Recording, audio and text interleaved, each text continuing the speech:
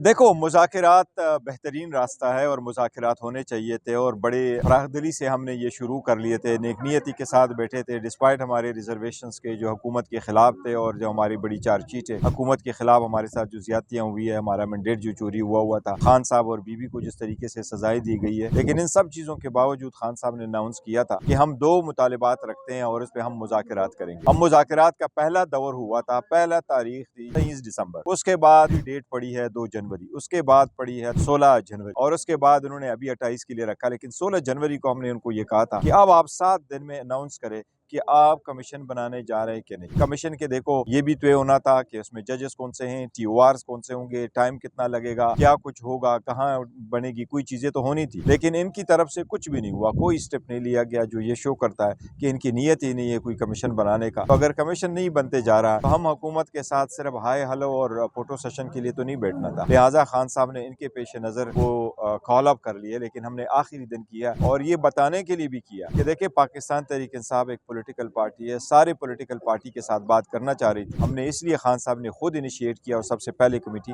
खान साहब ने बनाई।